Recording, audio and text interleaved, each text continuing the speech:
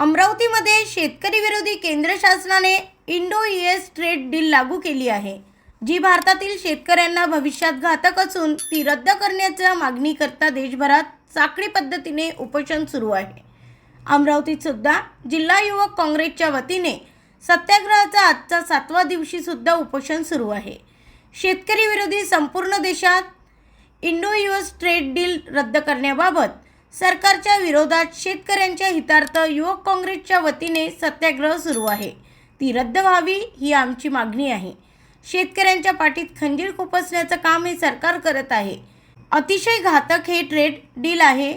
या विरोधात अमरावती जिल्हा युवक काँग्रेस सुद्धा सत्याग्रह करत आहे। यावेळी सत्याग्रहाला माजी मंत्री यशोमतीताई ठाकूर, खासदार बळवंतभाऊ वानखेडे, आमदार भाई जगताप, जिल्हाध्यक्ष बबलूभाऊ देशमुख, माजी आमदार वीरेंद्रभाऊ जगताप, महिला काँग्रेस अध्यक्ष कंचनमालाताई गावंडे, यावेळी युवक काँग्रेस पदाधिकारी, युवक काँग्रेस अमरावती जिल्हाध्यक्ष राहुल येवले, कार्याध्यक्ष अनिकेत ढेंगडे।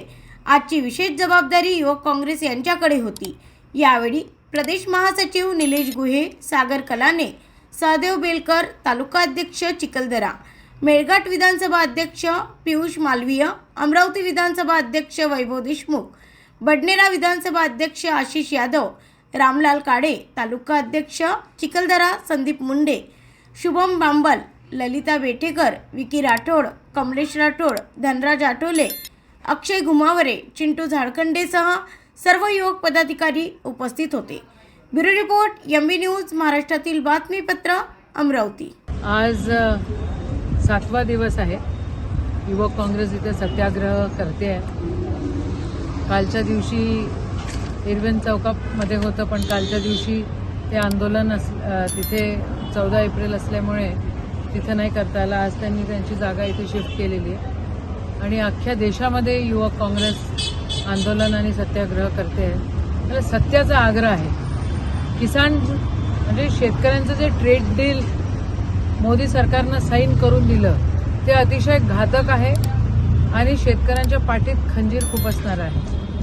शेतकऱ्यांचं काही घेणं देणं सरकारले पडलं नाही आहे। शेतकऱ्यांची माती होते आहे, पण सरकार वळून बघायला तयार नाही आहे। शेतकऱ्यांच्या डोळ्यात अश्रू नव्हे रक्त पडत आहे, तरी सरकार बघायला तयार नाही आहे। जर त्यांना ते ट्रेड डील साईन करायचं आहे तर युनायटेड स्टेट्स ऑफ अमेरिकामध्ये जसा सबसिडी 60% सबसिडी मिळतो त्यांना शेतकऱ्यांना, हिचं आपल्याला त्या तुलनेत काहीच मिळत नाही आणि आपण त्यांच्यासोबत डील करतो आहे की या आणि तुमचं जे काही तुम्ही तिथे पिकवताय ते आमच्याकडे आणून पाडा।